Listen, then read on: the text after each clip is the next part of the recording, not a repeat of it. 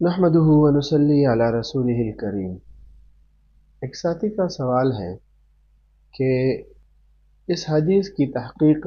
درکار ہے کہ رجب کے پہلے دن کا روزہ 3 سال کا کفارہ ہے، دوسرے دن کا روزہ 2 سال کا کفارہ ہے اور تیسرے دن کا روزہ 1 سال کا کفارہ ہے، پھر ہر دن کا روزہ 1 ماہ کا کفارہ ہے۔ الجواب حامدا ومصلیا اما بعد۔ مسئلہ یہ ہے کہ سوال میں جو ذکر کردہ روایت ہے شدید ضعیف ہے اور اس کی سند میں نکارت ہے، لہٰذا اس کو نبی کریم صلی اللہ علیہ وآلہ وسلم کی طرف نسبت کر کے بیان کرنے سے اجتناب کیا جائے۔ البتہ یہ واضح رہے کہ روزہ خود ایک نیک عمل ہے اور پھر رجب کا اشہر حرم میں سے ہونا، تو یہ دونوں ہی مل کر عام دنوں سے زائد حصول اجر کا باعث بن جاتے ہیں، لہذا اس مہینے میں کسی بھی دن کسی خاص متعین اجر کے اعتقاد کے بغیر روزہ رکھنا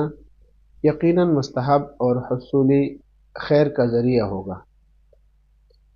اس روایت کا ترجمہ، تخریج اور اسنادی حیثیت میں آپ کے سامنے ذکر کرتا ہوں۔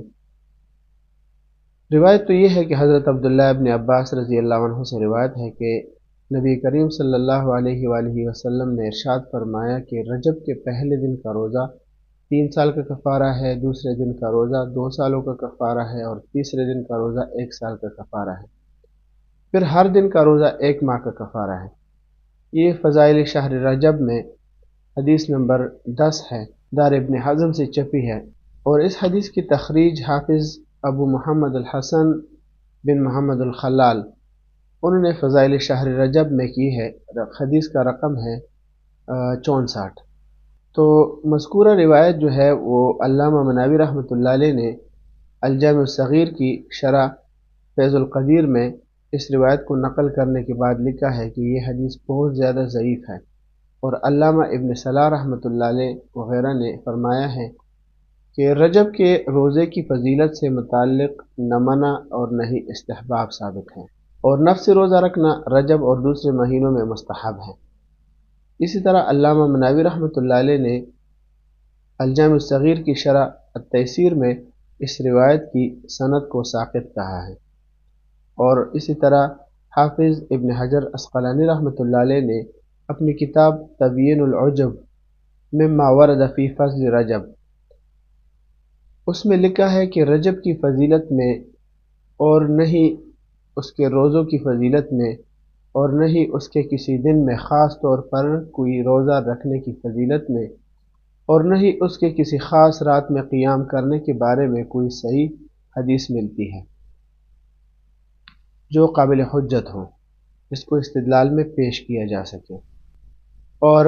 علامہ ابن قیم رحمۃ اللہ علیہ نے فرمایا ہے کہ رجب کے روزے اور اس کی کچھ راتوں میں قیام کے متعلق جتنی بھی روایات ہیں وہ بیان کی جاتی ہیں وہ تمام جھوٹ اور بہتان ہیں۔ اور علامہ شوکانی رحمۃ اللہ علیہ فرماتے ہیں خاص طور پر ماہ رجب کے متعلق کوئی صحیح حسن یا کم درجے کی ضعیف سند وارد نہیں ہے، بلکہ اس سلسلے میں وارد تمام روایات یا تو من گڑت اور جھوٹی ہے یا شدید ضعیف ہے۔ تو اس تفصیل سے معلوم ہوا کہ رجب کے مہینے کی کوئی بھی خاص فضیلت ثابت نہیں ہے،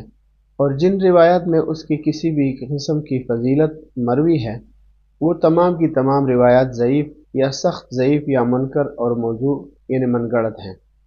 لہذا مذکورہ روایت کی سند ساقط اور انتہائی ضعیف ہونے کی وجہ سے اسے بیان کرنے سے اجتناب کیا جائے۔ حوالہ ہے فضائل شہر رجب للخلال اور حدیث کا رقم ہے 10۔ فیض القدیر کا حوالہ ہے جلد نمبر 4 صفحہ نمبر 277، حدیث کا رقم ہے 5051۔ اسی طرح التیسیر کا حوالہ ہے جو جامع صغیر کی شرح ہے جلد نمبر 2 صفحہ نمبر 95، اور تبیین العجب مما ورد فی فضل رجب ابن حجر عسقلانی رحمۃ اللہ علیہ اس کا صفحہ نمبر 23 پہ یہ روایت موجود ہے اور اس میں پوری تفصیل ذکر کی گئی ہے۔ اسی طرح ابن قیم رحمۃ اللہ علیہ کی کتاب المنار المنیف اس کے اندر حدیث کا رقم ہے 170، اور السیل الجرار لشوکانی رحمۃ اللہ علیہ صفحہ نمبر 297 اس پہ بھی یہ روایت موجود ہے۔ وما علینا الا البلاغ۔